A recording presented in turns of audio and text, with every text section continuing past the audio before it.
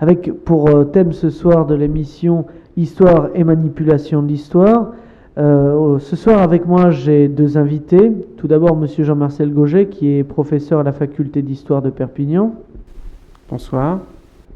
Et monsieur Damien Raphaël Paris qui est lui-même étudiant à la faculté d'histoire de Perpignan. Bonsoir. Alors le thème manipulation de l'histoire est intéressant en ce que l'histoire est devenue un argument politique ou un argument publicitaire. C'est quelque chose d'assez nouveau, les médias l'utilisent depuis 5-6 ans et les gouvernements l'utilisent aussi, mais tout le monde est apte à utiliser ce type d'argument. Alors est-ce que vous pouvez nous en parler plus précisément, M. Gauget ?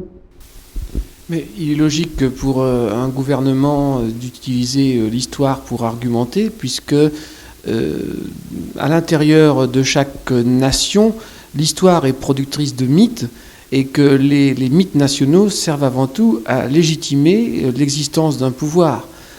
C'est un auteur du XVIIIe siècle, Gohon de la Plombanie, qui expliquait à l'époque que tout pouvoir finalement utilisait l'histoire pour faire un peu oublier qu'à l'origine de son pouvoir, bien souvent, il y avait un coup de force. Par exemple, si l'on regarde la dynastie des Bourbons, bien, elle sort des guerres de religion, donc il faut produire une histoire pour montrer un roi autre qu'un roi de guerre civile, et notamment montrer un roi conciliateur, réconciliant, d'où l'image du bon roi Henri IV.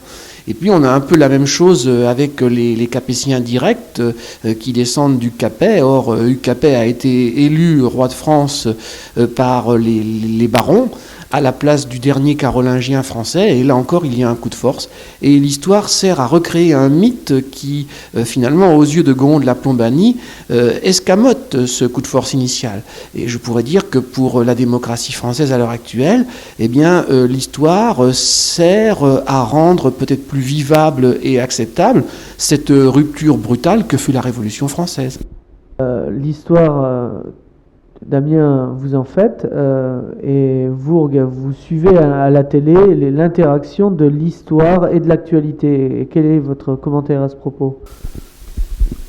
Bien, il est vrai que tous les pouvoirs, comme l'a dit Jean-Marcel Gauget, ont tendance à vouloir créer une histoire pour se légitimer, mais il est vrai qu'il y a également une tendance historique qui se développe dans nos sociétés, donc une tendance qui peut-être à rapprocher d'une époque de crise, de recherche d'identité. Et c'est vrai qu'on l'a vu notamment dans le domaine publicitaire, comme vous l'avez dit tout à l'heure, pour indiquer l'exemple d'une célèbre marque d'automobile française qui reprend l'histoire d'un attentat manqué contre un président de la République, de la Ve République d'ailleurs. Donc l'histoire devient un argument publicitaire et je crois que c'est à rapprocher de cette crise de mentalité. Mais le problème, c'est que assez rapidement, on arrive à une vision un petit peu partielle de l'histoire, une vision faussée. Alors justement, il faudrait préciser, là je m'adresserai plus particulièrement à M. Gauget, sur quel est le but de l'histoire et quelles sont les techniques de l'histoire pour fabriquer l'histoire. À la base, on parle d'Hérodote comme fondateur, un peu père de l'histoire, mais cet Hérodote, est-ce que lui-même, à la base, n'avait-il pas la volonté de promouvoir quelque chose au lieu de démontrer simplement les faits ? Mais disons que Hérodote, avant d'être un historien, est sans doute avant tout un géographe. Et un géographe à la fois humaniste, enfin au sens de faire de la géographie humaine, et également un géographe stratège. C'est-à-dire que parmi les géographes, c'est l'un des premiers à consigner méthodiquement des notes de voyage. Et évidemment, à partir du moment où il a réuni un nombre d'informations très impressionnant, se pose pour lui la question de la mise en cohérence de toutes ces informations. Et pour les relier les unes aux autres, eh bien, il crée une historicité, c'est-à-dire qu'il raconte des histoires finalement pour essayer d'agencer les unes par rapport aux autres les réalités qu'il a vues se déployer devant ses yeux. C'est-à-dire qu'il essaye de voir quelles sont les plus anciennes, quelles sont les plus récentes, et comment les plus anciennes, finalement, ont pu être les mères des plus récentes. Donc c'est à cause de sa problématique géographique qu'il en est amené à construire un récit historique, parce qu'il ne veut pas simplement promener ses lecteurs dans un magasin de curiosités. Il veut que les curiosités soient agencées entre elles pour finalement donner ce que j'appellerais presque un roman historique. Mais là, on tient à l'essence même de la démarche de l'historien en tant que chercheur, puisque finalement, face à la matière historique, l'historien qui fait de la recherche est un peu comme le biologiste. Il est face à une réalité qui est infiniment complexe, avec beaucoup de détails qui traînent un peu dans tous les coins. D'ailleurs, moi j'ai coutume de dire à mes étudiants que lorsque l'on fait un peu d'histoire par soi-même, c'est-à-dire sans se contenter de répéter ce qui existe dans les livres, à partir du moment où on croit avoir conçu un nouveau scénario, ou à partir du moment où l'on estime que ces informations très diverses, on leur a donné une cohérence limpide, eh bien c'est que quelque part, on a manipulé l'histoire jusqu'à aller dans l'erreur. C'est-à-dire que Barthes expliquait, par exemple, que le corps humain était infiniment complexe et que quand on voulait le schématiser pour l'expliquer à des enfants, on arrivait à faire des schémas faux et que si un chirurgien se servait de ces schémas pour enfants, il assassinerait son malade. Eh bien l'historien est un peu dans la même situation. Bon, je le sais très bien parce que moi-même j'ai été confronté à ces difficultés au cours de ma recherche sur l'histoire des travaux publics. C'est toujours au moment où j'arrivais à une synthèse satisfaisante que je trouvais de nouveaux cartons d'archives qui me montraient que ici ou là j'avais eu tort ou bien que j'avais été manipulateur, c'est-à-dire que j'avais voulu aller à la conclusion trop vite. Et donc finalement, il y a en histoire de la manipulation intentionnelle, je dirais presque grossière, qui tient de la grosse ficelle, mais nous sommes tous plus ou moins des manipulateurs dans la mesure où nous devons absolument produire des synthèses pour être compris. Et nous sommes un peu comme, vous savez, le proverbe dit « traductor traditor », celui qui traduit est un traître, parce qu'il n'est pas tout à fait fidèle à la lettre du message qu'il traduit dans une autre langue. Eh bien l'historien, finalement, est le traducteur de la complexité passée. Comme Hérodote, il a face à lui un matériel abondant qui peut être un matériel archivistique ou bien un matériel archéologique ou bien encore des témoignages de contemporains dans le cas d'enquêtes orales. Et toute cette matière, eh bien, il faut l'ordonner, l'agencer, la mettre en ordre pour la rendre pédagogique. Et c'est là que je crois nous sommes tous plus ou moins manipulateurs puisque nous passons du complexe au simple. Et je crois que dans cette démarche, plutôt que de viser la vérité avec un grand V, je crois qu'il faut chercher l'honnêteté. Je crois que Hérodote et Pline ont été aussi parmi les historiens les premiers à nous apprendre l'honnêteté. C'est-à-dire, tout en sachant que nous manipulons, parce que nous passons de l'infiniment complexe à l'infiniment simple pour être compris, eh bien, il faut savoir se garder du mensonge le plus facile, je veux dire. C'est-à-dire quand on sent que dans son interprétation on force le sens, eh bien à la suite d'Hérodote et de Pline, il faut s'abstenir de ce sens forcé et finalement peut-être se faire humble et être capable de dire que face à certaines conclusions, eh bien au lieu de conclure définitivement, on en reste au stade de l'hypothèse. Je crois que ce qui fait la différence entre le producteur de romans historiques, le producteur de romans historiques, c'est celui qui va vous raconter une histoire à propos de faits passés. Et l'historien de métier qui cherche à avoir une démarche scientifique, c'est que dans sa simplification, l'historien de métier n'ira peut-être pas toujours au bout de sa conclusion, justement pour faire tomber son masque de manipulateur et pour dire quelque part à son lecteur, eh bien, là, je ne suis incapable de trancher parce que ce serait malhonnête vis-à-vis de vous de dire je choisis l'interprétation A plutôt que l'interprétation B, plutôt que l'interprétation C, et finalement, je vous fais citoyen de l'histoire, je vous laisse libre de choisir ou même de reprendre les éléments que j'ai avancés pour les approfondir vous-même et les continuer. Et c'est pour ça, d'ailleurs, que très souvent, je dis à mes étudiants qu'ils doivent être des continuateurs et que l'historien n'est jamais autant satisfait que quand il voit que ses disciples sont allés plus loin que lui-même. D'une certaine manière, l'historien ou l'apprenti historien était forcément manipulateur puisqu'il devait réduire de manière synthétique des éléments complexes. Alors, Comment toi qui fais ta maîtrise sur un sujet particulier, est-ce que toi tu le vis et est-ce que justement tu n'es pas tenté dans tes notes de synthèse d'introduire plus de ce qu'il y a en réalité?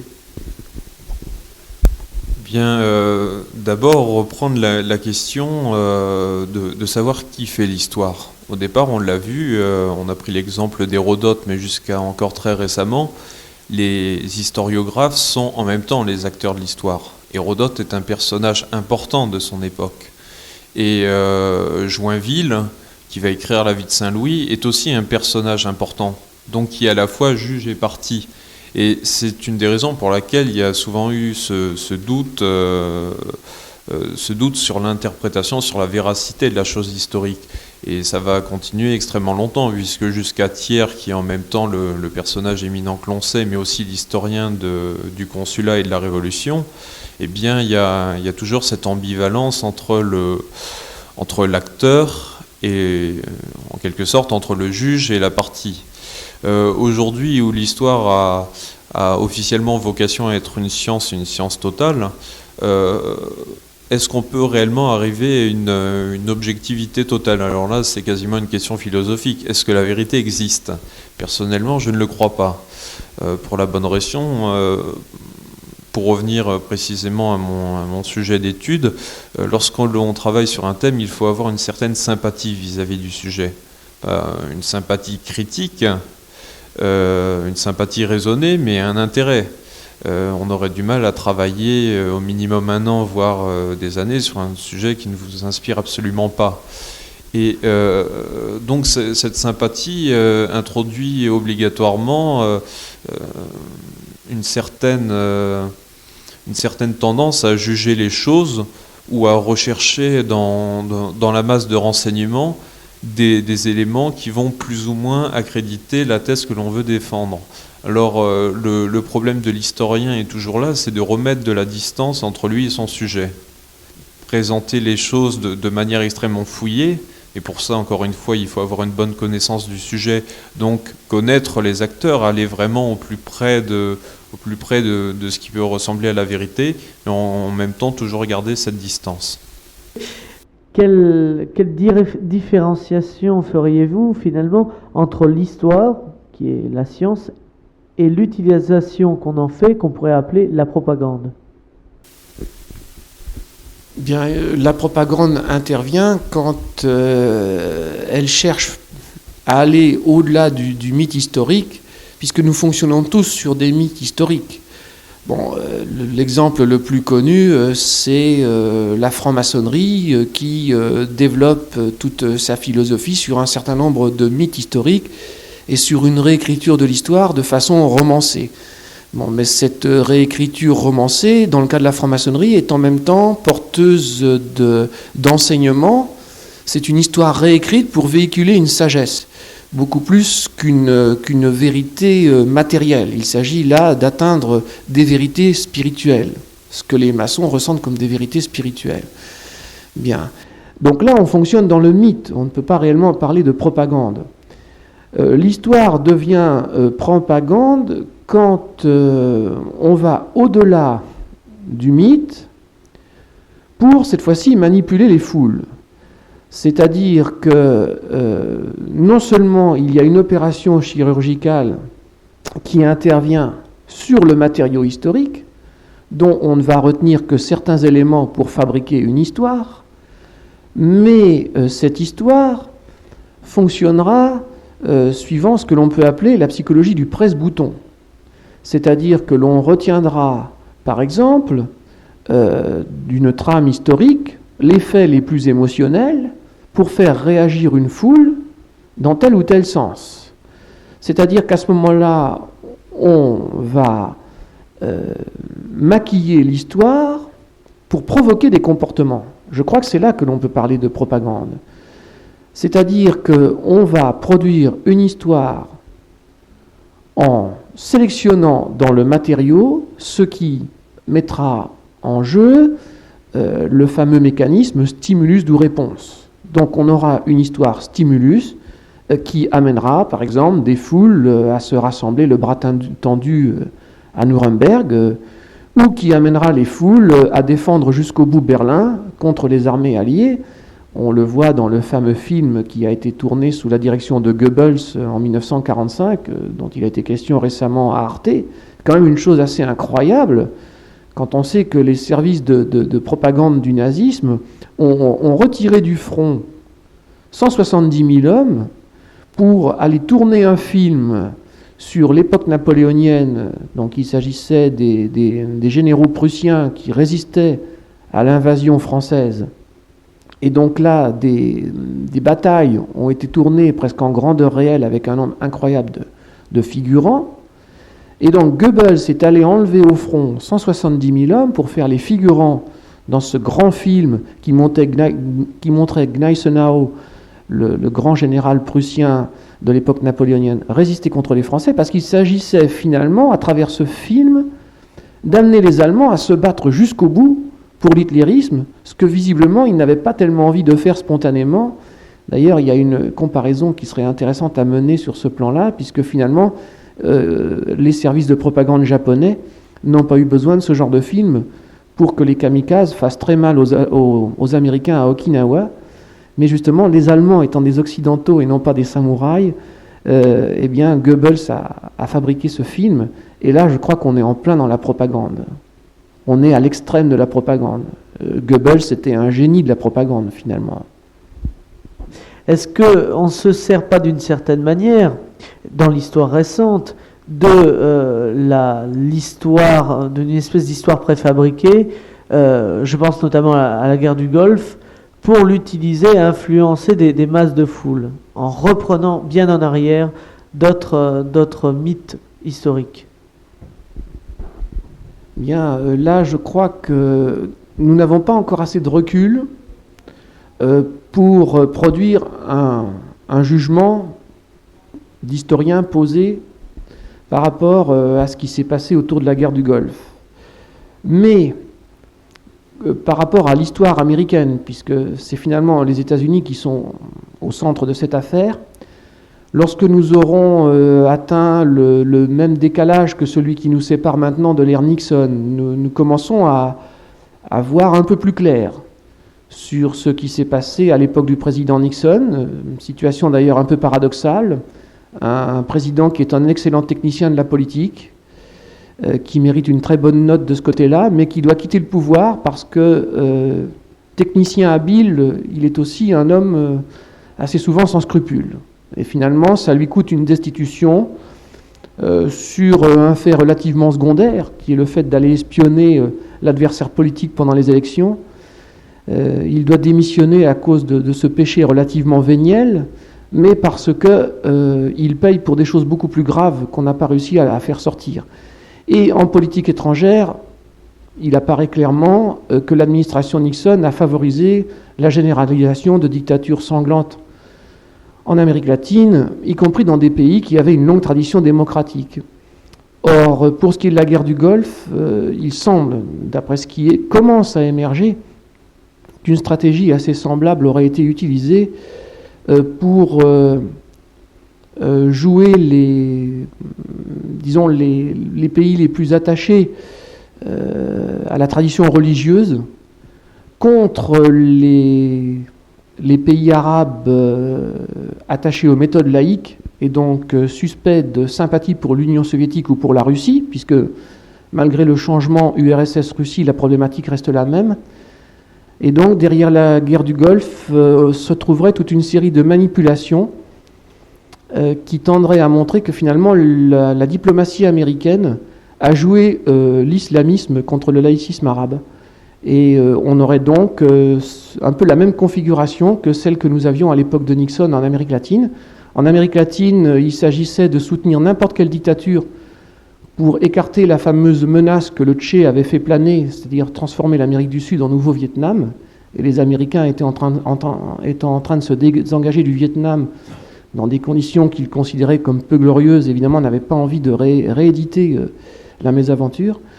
Et finalement, ce qui se serait passé derrière la guerre du Golfe serait tout bêtement la reprise de la vieille diplomatie anglaise qui vise à éloigner la Russie des mers chaudes alors que la Russie, évidemment, depuis Pierre le Grand, ne songe qu'à se rapprocher des mers chaudes. Et donc, finalement, dans cette affaire de guerre du Golfe, Saddam Hussein aurait été plus ou moins entraîné dans un piège qui visait tout simplement à anéantir les puissances laïques dans le monde arabe, et surtout dans cette partie du globe. Mais bon, pour l'instant, on n'en sait guère plus. Il faudra peut-être attendre que les experts, et notamment tous les anciens des services spéciaux qui, au bout d'un certain temps, se mettent à écrire leur mémoire, quand nous aurons suffisamment ce genre de documents, nous pourrons à ce moment-là faire intervenir un arbitrage d'historiens. Mais pour l'instant, nous sommes prisonniers de l'actualité. Nous sommes devant des révélations. Comme nous en avons encore relativement peu, il est très difficile de les contre-juger, de les recouper, de les évaluer. Et donc, je crois que c'est ça, je pense, la difficulté de l'histoire immédiate, c'est que dans l'histoire immédiate, on est toujours un peu forcément partisan, parce que il arrive que l'historien qui cherche à respecter sa déontologie change d'avis du tout au tout d'une semaine à l'autre, parce que tel auteur vient de publier un gros pavé qui change totalement la donne. Regardez par exemple le séisme qu'a provoqué le livre de Solzhenitsyn sur l'archipel du Goulag. Ça a été un tremblement de terre. Et donc, à partir de ce moment-là, il est toujours très délicat de faire de l'histoire immédiate avec beaucoup d'assurance, parce qu'un tremblement de terre Solzhenitsyn peut se produire sur n'importe quel sujet, n'importe quand. Pour revenir à Solzhenitsyn, Solzhenitsyn n'était pas le premier. Pourquoi est-ce que Solzhenitsyn a provoqué un tremblement de terre et que Kravchenko ne l'a pas provoqué autant, tout du moins? Mais je crois que Solzhenitsyn a su revêtir les bottes du missionnaire russe et s'envelopper de cette tradition, justement, d'un certain traditionnalisme qui lui a donné un poids. Parce que très curieusement, comme l'a toujours écrit Léon Trotsky, le stalinisme n'est pas seulement un stalinisme, c'est aussi un nationalisme russo-russe. Curieusement, la tradition, face au regard de certains staliniens, avait un prestige. Et donc je crois qu'en allant chausser les bottes du missionnaire illuminé tel qu'il existait toujours dans la civilisation orthodoxe russe, eh bien Solzhenitsyn a su acquérir un point intellectuel. Bon, il faut dire aussi qu'il n'a pas produit son livre du vivant de Staline. Ça aurait été impossible et impensable. Donc dans un certain contexte de dégel par rapport à l'Occident, bien que l'on soit en pleine époque Brejnev qui correspond à un certain regel, l'époque Brejnev n'est quand même pas le début de l'époque Khrouchtchev. Il y a des contacts qui sont pris avec l'Ouest, notamment sur le désarmement, notamment sur l'équilibre des puissances. Et à partir de ce moment-là, quelqu'un qui est assez astucieux pour manipuler une image traditionnaliste, pour faire passer son message, peut réussir. Ce que je veux dire par là, c'est que si Solzhenitsyn avait dit « Je suis par exemple un communiste de rupture et je veux penser l'Union soviétique autrement », je pense qu'il aurait été à l'échec. Il n'aurait pas fait mieux que Dubček en Tchécoslovaquie. Mais en allant se présenter un peu comme un prophète, à ce moment-là, il s'est mis dans une position inattaquable. Pourquoi ? Eh bien parce que, au plus beau temps de l'autocratie, quand le tsarisme était dans ses phases les plus sanglantes, les plus intolérantes, eh bien, il était pratiquement obligé d'accepter l'existence de prophètes dans le pays. Et finalement, longtemps, la pensée politique en Russie a été véhiculée par la prophétie. Donc, en prenant l'aspect du mage prophète, Solzhenitsyn s'est mis dans les vêtements de l'acteur qui pouvait passer. Alors d'ailleurs, ce qui est assez amusant, c'est que l'historien contemporain Stéphane Courtois, pour faire passer son message sur les nombreux morts de l'Union soviétique, où d'ailleurs on peut très bien le prendre en défaut, parce qu'il compte dans les morts de l'Union soviétique les morts par fait de guerre de la guerre du Vietnam. C'est-à-dire que quand vous êtes sous une bombe américaine, d'après lui, vous êtes comptabilisé comme mort de l'Union soviétique. Alors là, il y aurait peut-être des choses à reprendre, mais ce qui donne une force à son message, et on le voit quand il passe à la télévision, c'est qu'il a pris cette allure du prophète orthodoxe, qu'il affectionne, Et ce faisant, il ne fait que plagier Solzhenitsyn finalement. Sur le cas Solzhenitsyn, je crois que le problème de la périodicité est important. Parce que finalement, comme vous l'avez dit tout à l'heure, bien avant Solzhenitsyn, il y a des voix qui se sont élevées pour dire ce qui se passait en Russie. Kravchenko en disant j'ai choisi l'Ouest, même au moment des grandes purges staliniennes. Des gens comme Boris Souvarine. Alors je crois que le problème de savoir pourquoi ce message a porté à ce moment-là, c'est parce que finalement, les gens ont eu envie d'entendre ce qui a été dit. Dans le monde des années 30 et de l'immédiate après-guerre, il y a finalement deux doctrines qui coexistent et qui sont parallèles, c'est le communisme et le nazisme. Le nazisme dans une version large qui comprend aussi le fascisme, ce qui n'est pas exactement la même chose. Et finalement, pour les intellectuels de l'époque, on ne peut se placer que dans un camp ou dans un autre. Le camp de la démocratie, version occidentale, comme la France ou l'Angleterre, ça n'intéresse pas. Donc il y a ce poids extrêmement important du communisme, ce côté moderniste très fort qui attire beaucoup d'intellectuels, de gens qui sont engagés dans la politique et dont certains vont tourner vers le camp du fascisme, comme Drieux, La Rochelle, Brasillac, etc. Et d'autres, au contraire, vont devenir des compagnons de route du Parti communiste. Donc ce que l'on sait sur le communisme, ça date pas de Solzhenitsyn, même si bien sûr il a apporté des explications neuves sur les problèmes du goulag, mais c'est qu'au lendemain de la Seconde Guerre mondiale, le communisme est ressenti autrement. Donc c'est une question de périodicité surtout. À propos du devoir de mémoire, y a-t-il équivalence entre entre mémoire et histoire? Est-ce que c'est la même chose? Ou est-ce que, justement, avec cette ambiguïté, il n'y a pas un amalgame qui est fait entre devoir de mémoire et devoir de connaissance de l'histoire? De toute façon, la mémoire, je vais la renvoyer peut-être à ce que disait Damien tout à l'heure sur ce que le public attend comme message historique. Il expliquait que Solzhenitsyn réussit parce qu'il intervient à une époque où les intellectuels de l'Ouest sont prêts à écouter un missionnaire russe, alors qu'effectivement, dans le contexte de l'entre-deux-guerres, il ne l'était peut-être pas. J'ajouterais d'ailleurs pour l'entre-deux-guerres autre chose, c'est que les démocraties libérales sortent profondément blessées dans leurs principes et dans leurs espoirs de la guerre de 14-18. Elles qui avaient beaucoup misé sur le positivisme et sur le bonheur universel fondé sur les progrès de la science, les voilà qui se retrouvent avec le compteur à zéro parce qu'elles ont produit une guerre industrielle effroyable et dont l'immensité, dont le champ de ruines immense surprend et n'avait jamais été vu jusque-là. Si on fait la comparaison entre les pertes des guerres napoléoniennes et les pertes de la guerre 14, il faut multiplier par plusieurs fois. Je ne me souviens plus du chiffre exact, c'est de l'ordre de peut-être 5 ou 4, peut-être même plus. Et donc à ce moment-là, le message libéral classique, effectivement, passe très très mal. Et il ne faut pas oublier que les bolcheviks ont réussi à prendre le pouvoir en Russie en promettant la paix immédiate avec l'Allemagne. Alors évidemment, cette paix immédiate s'est greffée, a abouti ensuite sur une guerre civile qui a fait sans doute plus de morts sur le terrain du côté russe que l'engagement contre l'Allemagne. Mais pour un combattant de l'Ouest, la Russie bolchevique est quand même le pays qui a enclenché le processus de paix le premier. Et donc à partir de ce moment-là, il y a effectivement un prestige. Et ce prestige fait que, on le voit par exemple quand Trotsky passe à l'Ouest. Trotsky passe à l'Ouest de façon relativement confidentielle. Et quand il veut fonder une 4e internationale à l'Ouest, c'est un échec.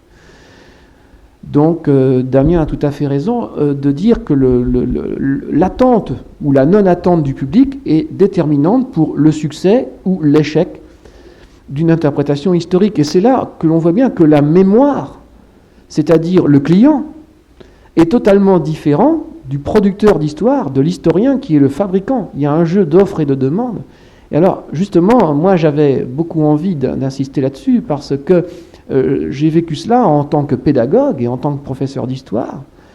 Il y a comme cela un certain nombre d'idées reçues dans la tête du consommateur d'histoire qui sont ancrées parce que ce sont des idées que l'on retrouve fréquemment et contre lesquelles il est très difficile de combattre en tant que pédagogue. Alors, exemple, vous retrouvez régulièrement dans les copies, y compris dans les copies d'étudiants de CAPES d'ailleurs, que Mussolini et Hitler ont pris le pouvoir en même temps, après la crise de 1929, en 1933. C'est quelque chose que l'on rencontre très fréquemment, alors que Mussolini est là depuis 1922.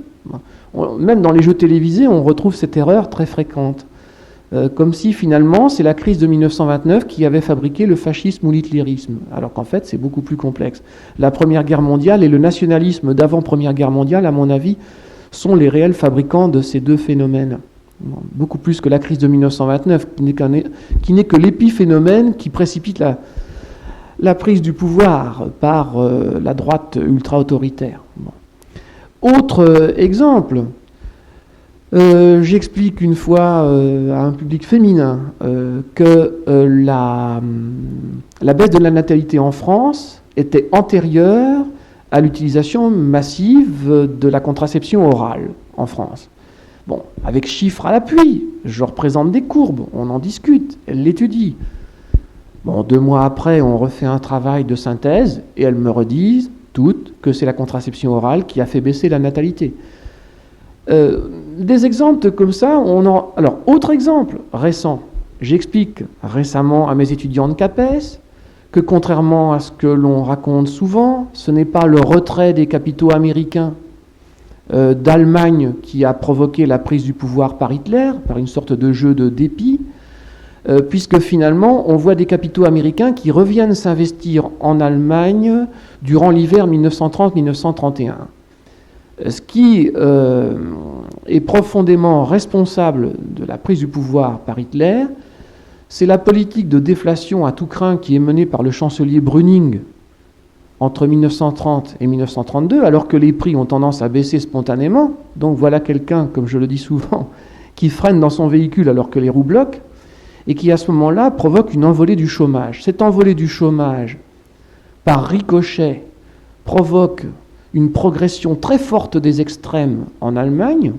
Alors les nazis, bien sûr, mais aussi plus secondairement les communistes. Et à ce moment-là, le patronat allemand prend peur des communistes et donc unifie la droite en y englobant les nazis. Et d'autre part, les Américains qui avaient toujours mis comme condition « nous voulons bien aider l'Allemagne à condition qu'il y ait un minimum de paix sociale et politique dans le pays ». Et on l'avait déjà vu entre 1919 et 1924. Tant que le pays n'était pas stabilisé, les Américains ne voulaient pas investir en Allemagne alors que c'était une affaire qui les intéressait. N'oublions pas que l'industrie allemande, c'est celle qui produit au rythme les plus forts et à l'échelle la plus grande en Europe à ce moment-là. Donc les Américains sont très intéressés par un partenariat avec l'Allemagne. Ils ont toujours mis une condition, nous voulons bien faire une synergie américano-allemande, mais nous ne voulons pas d'extrême en politique. Bon. Et à partir du moment où Brüning renforce involontairement les extrêmes, les Américains retirent leurs capitaux.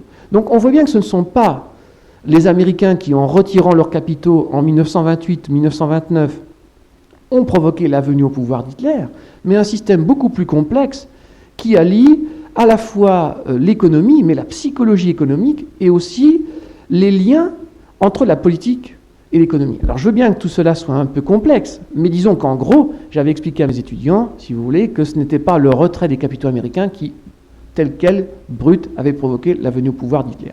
Eh bien, dans les copies, j'ai retrouvé que c'était le retrait des capitaux américains qui avait provoqué la venue au pouvoir d'Hitler. C'est-à-dire que là, vous voyez, c'est le consommateur qui fabrique son propre mythe parce qu'il trouve finalement que le producteur d'histoire n'a pas été assez simple. Donc il produit lui-même sa propre simplification, il crée son propre mythe dans lequel il se sent plus à l'aise, et donc il fonctionne un peu dans le registre des idées reçues de Flaubert. Donc finalement, dans la manipulation de l'histoire, il n'y a pas que la responsabilité du dirigeant politique, que la responsabilité de l'historien, mais la responsabilité du consommateur d'histoire, c'est-à-dire que toute vérité n'est bonne à dire que pour celui qui veut bien l'entendre. Et donc, une mise au point historique qui apparaît comme trop complexe, ou comme trop dérangeante, ou trop compliquée à mémoriser, est de but en blanc rejetée. Et d'ailleurs, c'est pour cela que face à la grande presse ou aux grands médias, l'historien a beaucoup de mal à faire entendre sa voix, parce que quand vous êtes, mettons, un journaliste à grande audience, eh bien, vous songez à votre audimat, et donc, à ce moment-là, vous allez dans le sens de la demande, beaucoup plus que dans le sens de la production. Et donc, vous faites, vous aussi, de la falsification historique pour vendre votre image.